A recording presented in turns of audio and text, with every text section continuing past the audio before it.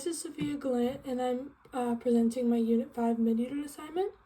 So the first question, it said determine an equation for the family of quartic functions with zeros, -5/2, -1, 7/2, and then 3. And so for A, it says write equations for two functions that belong to this family.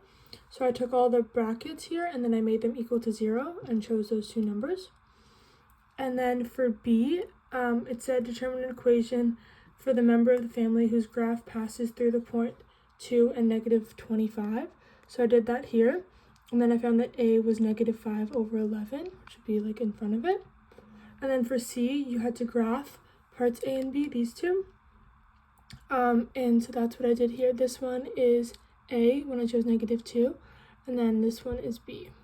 Here is the B, because the question also asked for the equation as well as the graph that I showed you. So I plugged in 25 here and -2, and then I just solved, and I ended up getting -25/55 as A.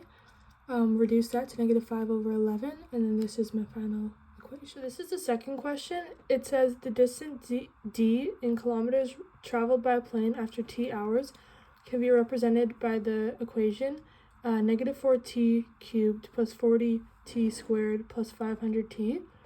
And the question was how long does it take for the plane to fly 4,088 kilometers. So I plugged that the kilometers into here. And then this is the equation that they gave. So I took out the greatest common factor, the -4, to simplify it. And then I did synthetic division. So I tried out the 1, 2, and 7 to see what equaled 0 when I plugged it in. 7 worked, so I put it into the synthetic division and with the remainder of 0, and I got 1, -3, and -146. So I put that into the equation, and I put -7, and then I put -31 and -146, and then I realized that this isn't factorable anymore, so therefore it takes 7 hours. And this is my question 3. I rewrote it here so I could explain the steps easier. So it told us to write an equation for a rational function whose graph has all these indicated things that they gave us. So the first one was the x-intercept must equal -4. So I did that second here. So I made y = 0, and then I got 0. And then so to fix that problem, I put x + 4 to make it -4 right here. And then before that, I actually did the vertical asymptote. They said to make the vertical asymptote x = 2. So I made equal to 0, and then I got -2, so x - 2.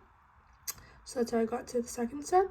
And then for the y-intercept, I made x = 0, and then I plugged that in, and then I realized I got -2 as my answer, and I already had -2 in my equation, so this is my final equation, x + 4 over x - 2.